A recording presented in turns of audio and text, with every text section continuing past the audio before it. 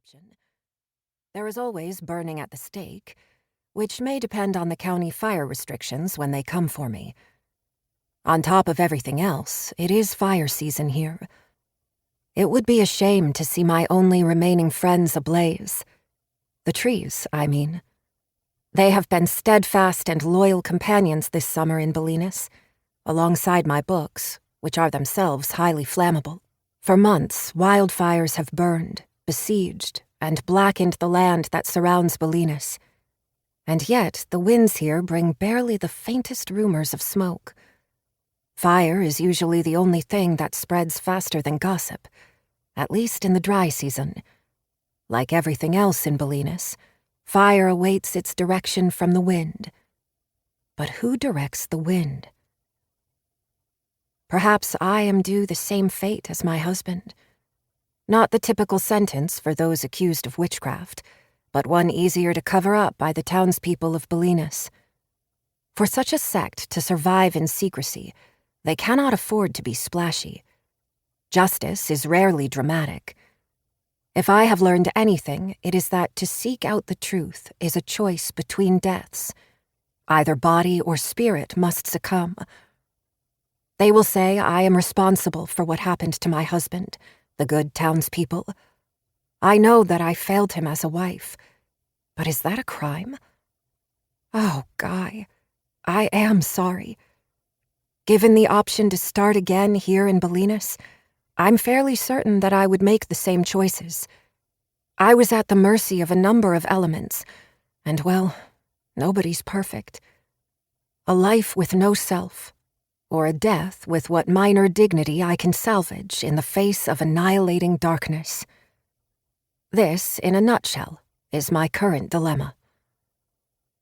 Here is one truth as old as history, and as dull as any lesson taught in schoolrooms like this one. Women are responsible for most ills in this world, and witches all the rest. A fact as ordinary as a game of schoolyard jacks, called knucklebones by the Romans for what they played with.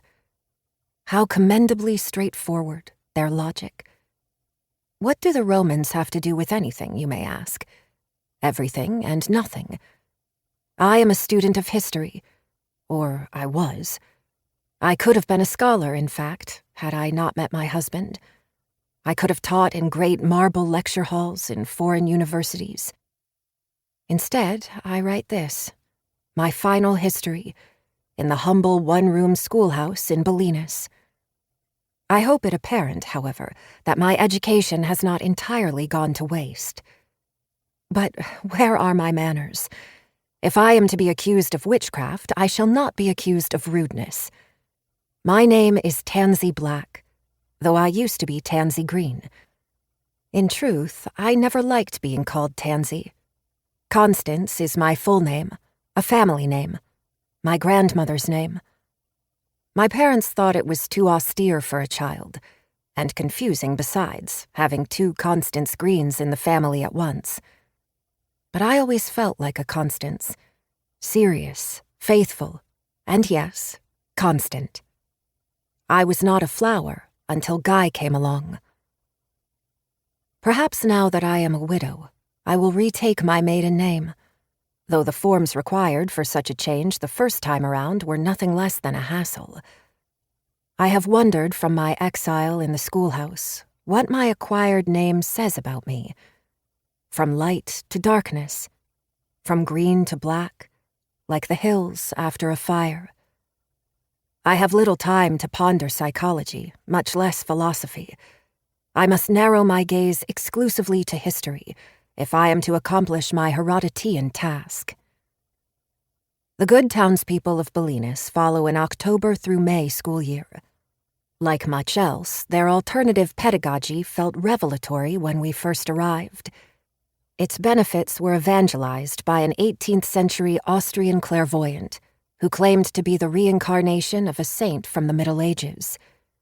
In keeping with his doctrines, the children of Bellinas are grouped not by age or subject proficiency, but by the color of their auras. Being the offspring of the beautiful and rich, they will also be beautiful and rich, and feel little the consequences of following a